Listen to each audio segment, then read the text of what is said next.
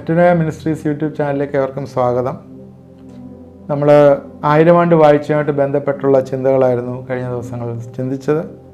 നേരത്തെ ജാതികളെ നമ്മൾ നയിക്കേണ്ട ഉത്തരവാദിത്വത്തെക്കുറിച്ചാണ് കഴിഞ്ഞ എപ്പിസോഡിൽ പറഞ്ഞത്.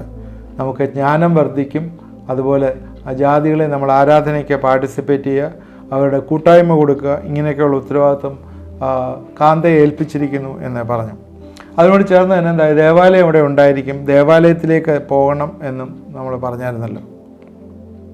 ഈ ദേവാലയം ഉണ്ട്, ദേവാലയം പണിയാനുള്ള എല്ലാ കാര്യങ്ങളും റെഡിയാക്കി വെച്ചിരിക്കുകയാണ്. ടെമ്പിൾ ഇൻസ്റ്റിറ്റ്യൂട്ടാണ് അത് ചെയ്യുന്നത്. അതിൻ്റെ ഉത്തരവാദിത്തപ്പെട്ടവരുണ്ട്. നമുക്കത് പോയാൽ അവിടെ കാണാം. അവരുടെ അറേഞ്ച്മെൻറ്റ്സ്, അതിൻ്റെ പ്ലാന് എല്ലാം അവർ ശരിയാക്കിയിട്ടുണ്ട്. നേരത്തെ പറഞ്ഞതുപോലെ ദേവാലയം ഇപ്പോഴും നിൽക്കുന്ന വിലാപമുതലുമായിട്ട് ചേർന്ന് പണിയുന്ന രീതിയിലാണ് ഇരിക്കുന്നത്. ഇപ്പം കാണുന്ന അൽ-അക്സ എന്ന് പറഞ്ഞ അത് ഇടിച്ചു കളയാതെ ദേവാലയം പണിയാനായിട്ടുള്ള രീതിയിൽ അന്ന് ആൻറ്റി ക്രൈസ്റ്റിൻ്റെ ഭരണത്തിൽ എല്ലാവരെയും അവൻ ഒരുമിച്ച് കയ്യിലെടുക്കും. യഹൂദനെയും മുസ്ലിങ്ങളെയും എല്ലാവരെയും കയ്യിലെടുത്ത് അന്ന് അവൻ ദേവാലയം പണിഞ്ഞു തരും. അതിനുള്ള എല്ലാ ഒരുക്കങ്ങളും ഉണ്ട്.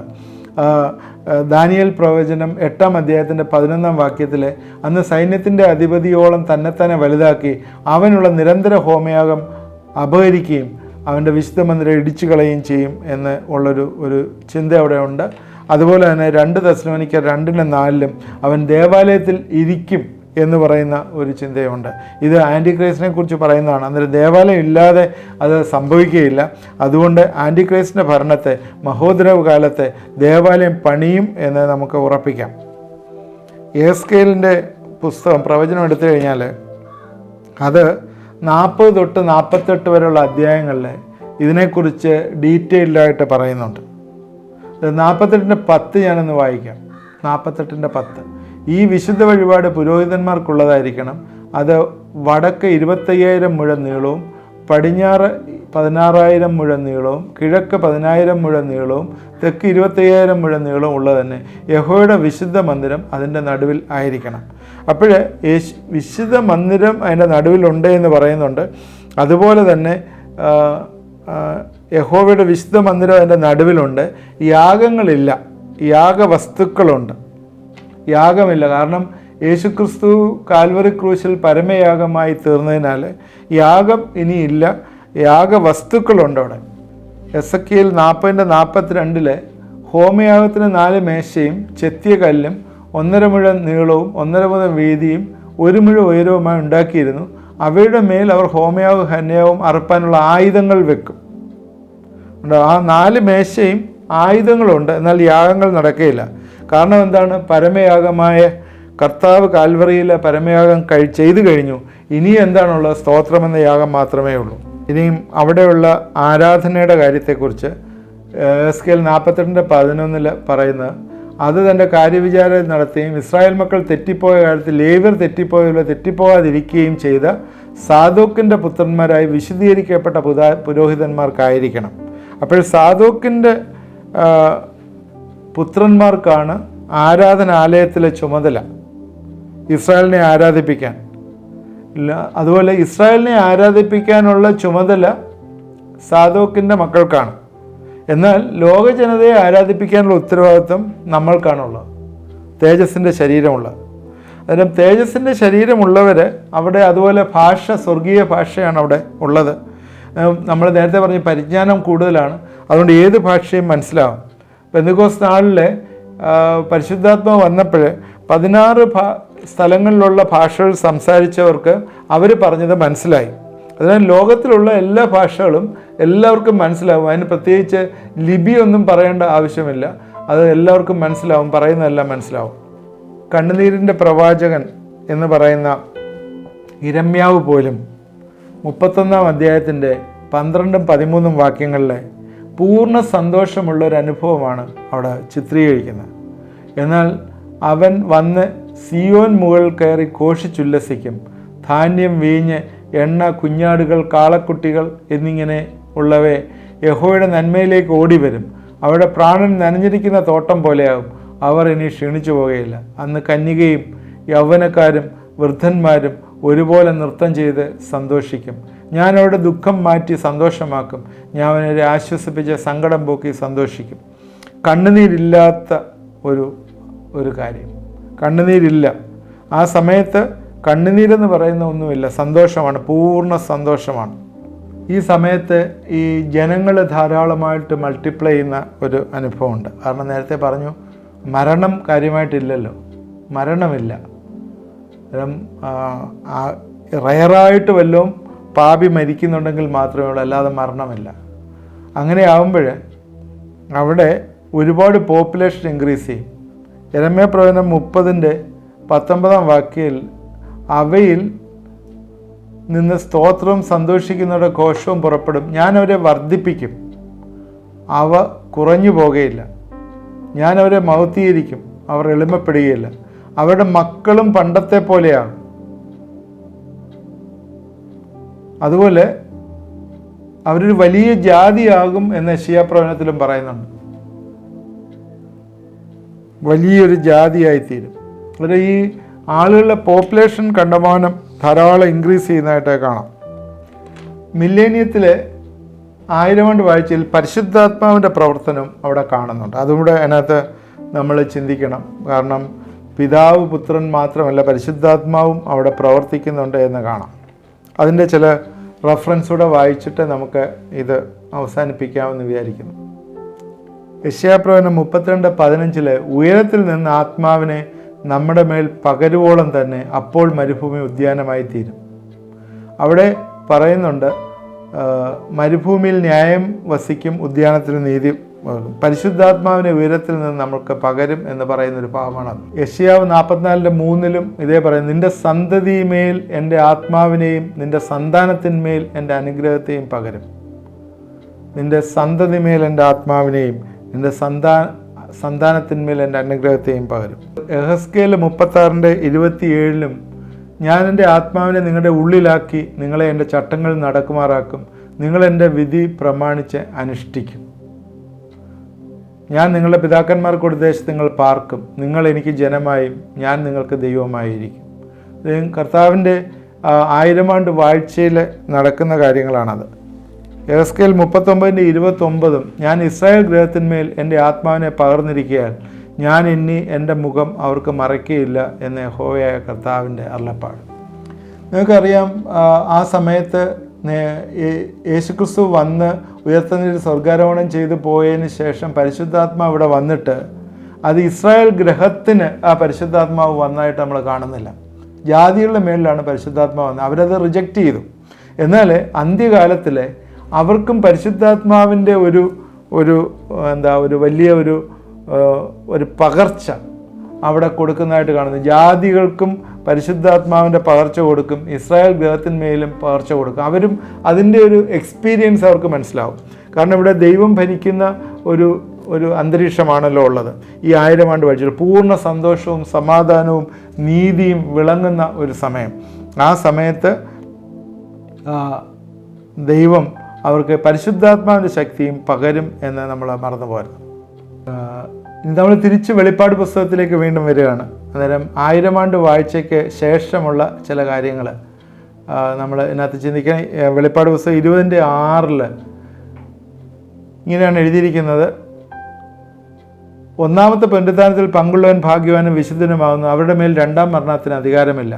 അവർ ദൈവത്തിനും ക്രിസ്തുവിനും പുരോഹിതന്മാരായി ക്രിസ്തുവിനൂടെ 1000 ആണ്ട് വാഴും. 1000 ആണ്ട് കഴിയുമ്പോഴോ സാത്താനെ തടവിൽ നിന്ന് അഴിച്ചുവിടും. നേരത്തെ നമ്മൾ പറഞ്ഞു, സാത്താൻ ഇല്ല അവിടെ, അവനെ പിടിച്ച് അഗാധ കൂപത്തിലിട്ടിരിക്കുകയാണ്. അവനെ അഴിച്ചുവിടും. അത് ദൈവത്തിൻ്റെ നീതിയിലുള്ളതാണ്. എന്തുകൊണ്ടാണ് അഴിച്ചുവിടുന്നത്? കുറച്ച് നാളുകൂടെ ദൈവത്തിന് അവിടെ കീപ്പ് ചെയ്ത എന്നൊക്കെ നിങ്ങൾ ചോദിക്കാം. എന്നാൽ അവനെ അഴിച്ചുവിടും. അഴിച്ചുവിടുമ്പോൾ എന്താ സംഭവിക്കുന്നത്? 1000 ആണ്ടും അവനെ അഴിച്ചുവിടും.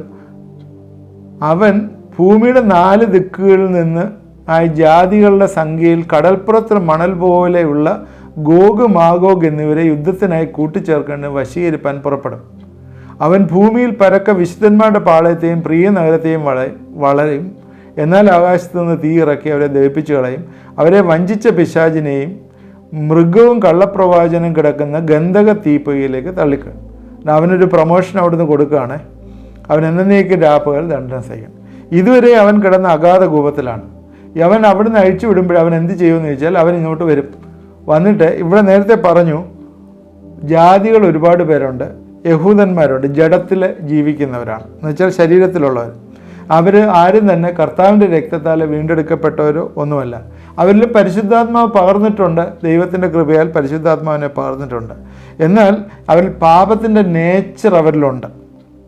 പെട്ടെന്ന് തന്നെ യവൻ വന്ന് അവരെ അല്ലറിയുമ്പോൾ, അവരെ പ്രോംപ്റ്റ് ചെയ്യുമ്പോഴേ അവർക്ക് പെട്ടെന്ന് മോഹം ജനിക്കും.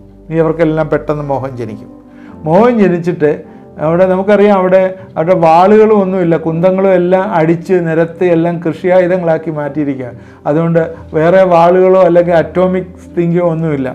അതിന് എന്താ സംഭവിക്കുന്നത് വെച്ചാൽ, യവൻ യുദ്ധത്തിന് വേണ്ടി ഉള്ള സാധനമൊക്കെ വെച്ച്, കൃഷിയായുധങ്ങളൊക്കെ വെച്ചായിരിക്കും യുദ്ധത്തിന് വേണ്ടിയുള്ള എല്ലാവരെയും കൂടെ കൂട്ടും. നോക്കെ പിശാചിന് എന്തോ കഴിവാണെന്ന് നോക്കണം, നിങ്ങൾക്ക് മനസ്സിലാക്കണം. 1000 ആണ്ട് അവനെ പൂട്ടിയിട്ടിട്ട് അവനെ തുറന്നു വിട്ടാലും അവൻ വന്ന് അവൻ്റെ നേച്ചർ തന്നെ ചെയ്യും. അവൻ എല്ലാവരെയും മണൽ പോലെയുള്ള ഭൂമിയുടെ 4 ദിക്കിലും ജാതികളായി സംഖ്യയിൽ കടപ്പുറത്തെ മണൽ പോലെയുള്ള ആളുകളെ കൂട്ടിച്ചേർക്കും. ഗോഗ് മാഗോഗ് എന്നിവരെ യുദ്ധത്തിനായി കൂട്ടിച്ചേർക്കേണ്ടതിന് വശീകരിപ്പാൻ പുറപ്പെടും. അവൻ പാളയത്തെയും വിശുദ്ധ നഗരത്തെയും പ്രിയ നഗരത്തെയും വളയും. അതിന് ആകാശത്ത് നിന്ന് തീ ഇറങ്ങി അവരെ കത്തിച്ചു കളയും എന്നാണ് ബൈബിളിൽ എഴുതിയിരിക്കുന്നത്. അത് കഴിഞ്ഞിട്ട് അവനെ പിടിച്ച് അവനൊരു പ്രൊമോഷൻ കൊടുക്കും. അവനെ കിടന്നത് അഗാധ കൂപത്തിലാണ്, ഇനി അവനെ പിടിച്ച് ഗന്ധക തീപ്പൊയ്കയിലേക്കിടും. 2 പേര് അവിടെ ഓൾറെഡി കിടപ്പുണ്ട്. ആരാണ്? മൃഗവും കള്ളപ്രവാചകൻ. അവൻ്റെ കൂട്ടത്തിലേക്കിടും. അങ്ങനെ ആണ് 1000 ആണ്ട് വാഴ്ച കഴിഞ്ഞതിന് ശേഷം പിന്നാണ് ഈ ഭൂമിയെ ദൈവം റിഫോം ചെയ്യുന്നത്.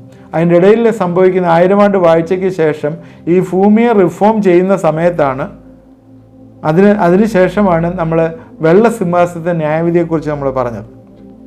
ഇനി എന്താ സംഭവിക്കുന്നത് വെച്ചാൽ, ഈ പുതിയ ആകാശവും പുതിയ ഭൂമിയും റിഫോം ചെയ്ത് വന്നതിന് ശേഷം അവിടെയാണ് ആകാശത്ത് നിന്ന് പുതിയ യെരുശലേം ഇറങ്ങി വരുന്നത്. ഈ പുതിയ യെരുശലേമിൽ ആണ് കാന്തയുള്ളത്. കാന്തയുടെ പ്രവേശനം അവിടെയാണ്. അതിനുശേഷമാണ് നിത്യത ആരംഭിക്കുന്നത്. നമ്മളതുകൊണ്ട് ഇനിയും ഈ കാര്യങ്ങളെക്കുറിച്ച് നമ്മൾ കൂടുതലായിട്ട് ചിന്തിക്കും. അടുത്ത വെളിപ്പാട് പുസ്തകം 21-ാം അധ്യായത്തിൽ നിന്ന് ബാക്കിയുള്ള കാര്യങ്ങളെക്കുറിച്ച് ചിന്തിക്കും. അതിൽ 1000 ആണ്ട് വാഴ്ചയിലെ ദൈവത്തിൻ്റെ പൂർണ്ണമായിട്ടുള്ള ഭരണം, കർത്താവിൻ്റെ ഭരണത്തിൽ ദൈവത്തിൻ്റെ രാജ്യം എസ്റ്റാബ്ലിഷ് ചെയ്യാണ്. നമ്മൾ ചില ആളിൽ പഠിപ്പിക്കുന്ന പോലെ നമുക്കതിനകത്ത് യാതൊരു റോളുമില്ല, നമ്മൾ പുതിയ യെരുശലേമിൽ കാന്തയോടൊപ്പമായിരിക്കും എന്ന് പറയുമ്പോൾ, പുതിയ യെരുശലേം ഉയരത്തിലാണ്, ഈ ഭൂമിയായിട്ട് ലിങ്ക് ചെയ്തിട്ടില്ലായിരിക്കാം. എന്നാൽ നമുക്ക് റൈറ്റും പദവിയും ഉള്ളതുകൊണ്ട് കാന്ത വരുന്നിടത്ത്, കർത്താവ് വരുന്നിടത്ത്, മണവാളൻ വരുന്നിടത്തെല്ലാം നമുക്കുള്ള റൈറ്റ് ഉണ്ട് എന്നുള്ളത് നമ്മൾ മറന്നു പോയത്. അതുകൊണ്ട് തെറ്റായിട്ടുള്ള പഠിപ്പിക്കലാണ്. നിങ്ങൾ ഉയരത്തിലേക്ക് പോയിട്ട് പിന്നെ നിങ്ങൾ ഭൂമിയുടെ കാര്യം എന്തിനാണ് നോക്കുന്നത്, നിങ്ങൾ താഴോട്ട് വരില്ലല്ലോ എന്നുള്ളത്. അങ്ങനെയല്ല, കർത്താവ് എല്ലാം ഒരുമിച്ചാക്കും. അങ്ങനെയാണ് പറഞ്ഞിരിക്കുന്നത്. സ്വർഗത്തിലും ഭൂമിയും എല്ലാം ഏകീകരിച്ച് കർത്താവ് കൊണ്ടുവരുമെന്ന് ദൈവത്തിൻ്റെ വചനത്തിലുണ്ട്. അതുകൊണ്ട് നമ്മൾ അതിനെക്കുറിച്ച് തെറ്റായിട്ട് പഠിച്ച് ചിന്തിക്കരുത്. നമ്മളെപ്പോഴും കർത്താവിനോട് കൂടെ ഇരിക്കുന്നവരാണ്. അതുകൊണ്ട് നമ്മൾ ഈ ഭൂമിയിൽ തന്നെ വാഴാനായിട്ട് വരും എന്ന് മറന്നുപോകരുത്. അതുകൊണ്ട് ഇനിയും നമ്മൾ പുതിയ ആകാശത്തെക്കുറിച്ചും പുതിയ ഭൂമിയെക്കുറിച്ച് ചിന്തിക്കും. ഈ കഴിഞ്ഞ 4-5 എപ്പിസോഡ് നമ്മൾ 1000 ആണ്ട് വാഴ്ചയെക്കുറിച്ചാണല്ലോ പറഞ്ഞത്. ഇന്നും പലർക്കും ഇതിൻ്റെ പൂർണ്ണത മറഞ്ഞിരിക്കുകയാണ്. അതിൻ്റെ കാര്യം എന്താണെന്ന് വെച്ചാൽ, ഇത് വെളിപ്പെടേണ്ട പോലെ പഴയ നിയമത്തിൽ നിന്നുള്ള പ്രവാചകത്തിൽ നിന്നാണ് നമ്മൾ മനസ്സിലാക്കുന്നത്. 6 പ്രവചനങ്ങളിൽ നിന്നാണ് ഇത് മനസ്സിലാക്കുന്നത്. അതുപോലെ തന്നെ വെളിപ്പാട് പുസ്തകം 20-ാം അധ്യായത്തിലും ഈ 1000 ആണ്ട് വാഴ്ചയെക്കുറിച്ച് 1000 എന്ന് 6 പ്രാവശ്യം പറഞ്ഞിട്ടുണ്ട്. അതുകൊണ്ട് ഇതിൽ നിന്ന് നമ്മൾ ചിന്തിക്കാനുള്ളത്, ഈ 1000 ആണ്ട് വാഴ്ച കഴിയുമ്പോൾ ദൈവം നിത്യതയ്ക്ക് വേണ്ടിയുള്ള ഒരുക്കം, അതിനെക്കുറിച്ച് കൂടുതൽ നമുക്ക് വെളിപ്പെട്ട് കിട്ടിയിട്ടില്ല. നിത്യതയിൽ എന്തൊക്കെയാണ് സംഭവിക്കുന്നത്, അവിടുത്തെ കാര്യപരിപാടികൾ എന്താണെന്ന് നമുക്ക് വെളിപ്പെട്ട് കിട്ടിയിട്ടില്ല. നമുക്ക് ദൈവവചനത്തിൽ പറയുന്ന ചില ചിന്തകൾ ഈ ദിവസങ്ങളിൽ നമുക്ക് ഷെയർ ചെയ്യാം. ദൈവം നമ്മളെ അനുഗ്രഹിക്കട്ടെ. നമുക്ക് പ്രാർത്ഥിക്കാം. ദൈവമായ കർത്താവേ, എന്നോട് ചേർന്ന് ഇത് കണ്ടുകൊണ്ടിരിക്കുന്ന എല്ലാവരും നീ അനുഗ്രഹിക്കണമെന്ന് പ്രാർത്ഥിക്കുന്നു. ദൈവമേ, ഞങ്ങൾ അവസാനത്തിലുള്ള 1000 ആണ്ട് വാഴ്ചയെക്കുറിച്ചാണ് ഞങ്ങൾ ചിന്തിച്ചത്.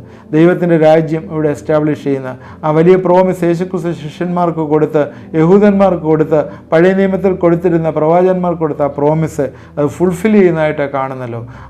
അതിൻ്റെ എൻഡിൽ എന്നേക്കുമായി പിശാചിനെ അവനെ പിടിച്ച് ഗന്ധകം കത്തുന്ന തീപ്പൊയ്കയിലേക്ക് തള്ളിക്കളയും എന്നുള്ള പൂർണ്ണമായിട്ടുള്ള അവൻ്റെ ഡിഫീറ്റ് കർത്താവെ ഞങ്ങളെ കാണുന്നത് 1000 ആണ്ട് വാഴ്ചയ്ക്ക് ശേഷമാണ്.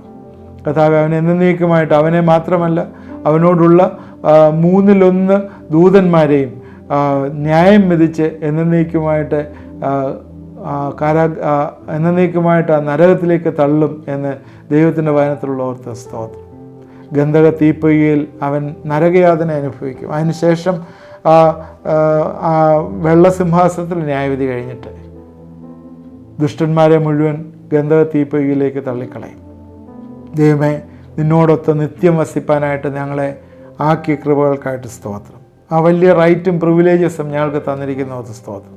ഇന്നും കർത്താവെ, ഇത് അനുഭവിക്കാതെ ഇത് മാനസികമായിട്ടുള്ള പിരിമുറുക്കത്തിലും ഈ ലോകത്തിൻ്റെ മോഹങ്ങളിലും ആയിരിക്കുന്ന പലരും ഇത് ശ്രദ്ധിക്കുന്നുണ്ടല്ലോ. ഞങ്ങൾ അവർക്ക് വേണ്ടി പ്രാർത്ഥിക്കുന്നു. ഈ കർത്താവിൻ്റെ വരെ വാസന്നമായിരിക്കുന്നുണ്ട്. യേശുവിനെ മനസ്സിലാക്കി അവൻ്റെ രക്ഷകനും കർത്താവുമായി സ്വീകരിച്ച് അവൻ്റെ മകനായി തീർന്ന് അതിനുവേണ്ടി ഒരുങ്ങുവാനായിട്ട് കർത്താവെ ഇടവരുത്തുകയും സഹായിക്കുകയും ചെയ്യണമേ. ഇത് കണ്ടുകൊണ്ടിരുന്ന എല്ലാവരും നീ അനുഗ്രഹിക്കണമേ. പ്രാർത്ഥന കേട്ടോർത്ത് സ്തോത്രം. യേശു ക്രിസ്തുവിൻ്റെ നാമത്തിൽ പ്രാർത്ഥിക്കുന്നു, കേൾക്കുമാറാകണമേ. ആമേൻ. നമ്മളൊരു പർട്ടിക്കുലർ ഫേസാണ് ഇവിടെ തീർന്നത്.